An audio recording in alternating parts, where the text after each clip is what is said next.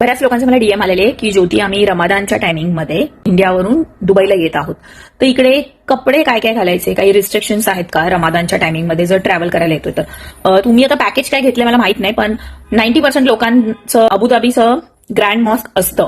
तर जे लोक ग्रँड मॉस्कला येणार आहेत आणि त्यांच्या पॅकेजमध्ये इन्क्लूड आहे ग्रँड मॉस्क, तर त्यांनी कृपया करून येताना तुम्ही वेस्टर्न कपडे इकडे काही घालू शकता, त्याचा काही प्रॉब्लेम नाहीये.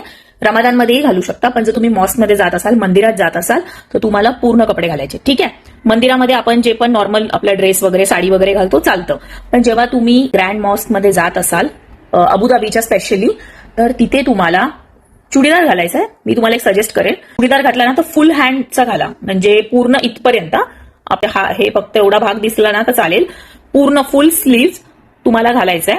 आणि जर तुमच्याकडे हाफ स्लीव्ह असेल तर तुम्हाला त्याच्यावरती जॅकेट घालायचंय.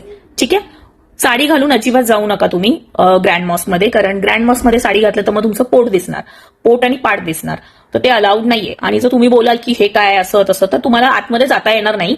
तुम्हाला मग तिकडे 45 to 50 दिराम्सचा अबाया जो असतो तो विकत घ्यावा लागेल. आणि केसासाठी तुम्हाला कव्हर करायचे तुमचे केस. तर ज्या बायका साडी घालतात ना, तर बऱ्यापैकी बायका काय करतात, स्वेटर वगैरे घालतात आतून असं फुल, आणि मग साडीवरून असते, म्हणजे त्याचे हात पण कव्हर, पाठ आणि पोट पण कव्हर, आणि एक्स्ट्रा त्या स्कार्फ वगैरे घेतात.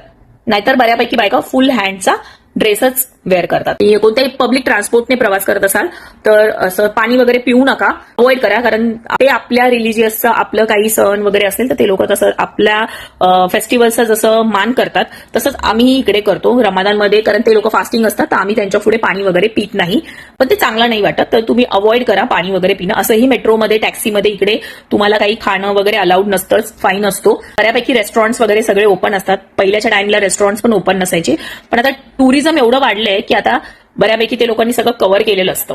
आणि जेवणाचा इकडे काही प्रॉब्लेम नाहीये. तुम्ही व्हेजिटेरियन असाल तर इकडे व्हेजिटेरियन गोष्टी सगळ्या मिळतात, नॉन व्हेजिटेरियन असाल तर नॉनव्हेज, ते नेपाळी जेवण पण मिळतं इकडे, पंजाबी, गुजराती, मराठी, जेवढ्या रिलिजियस आहेत ना तेवढ्या सगळ्या, म्हणजे युपी साईडचं बिहारी जेवण पण इकडे मिळतं.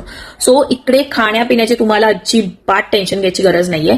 खूप स्वस्त आणि खूप चांगल्या पद्धतीचं जेवण इकडे मिळतं. सो तुम्ही ज्या ट्रॅव्हल आणि टुरिझम बरोबर येणार असाल त्यांच्यावरती डिपेंड आहे की ते तुम्हाला कुठे घेऊन चाललेत. आणि ऑफकोर्स तुमचं मील तर इन्क्लूड असेल, आणि तुम्ही बाहेरही खाऊ शकता सगळ्या काही गोष्टी. त्यांमध्ये रात्री बऱ्यापैकी 3 ते 4 वाजेपर्यंत सगळे रेस्टॉरंट्स ओपन असतात, सगळे लोक बाहेर असतात, नॉर्मल शॉप पण ओपन असतात. सकाळचे थोडे लेट उघडतात ते लोक, लवकर उघडत नाहीत दुकानं वगैरे, पण रात्रभर तर चालूच असतात. आणि तुम्ही रात्रीचं बिंदास फिरूही शकता, काही टेन्शन नसते इकडे, जसं मी तुम्हाला माहिती आधीही सांगितलं माझ्या ब्लॉगमध्ये.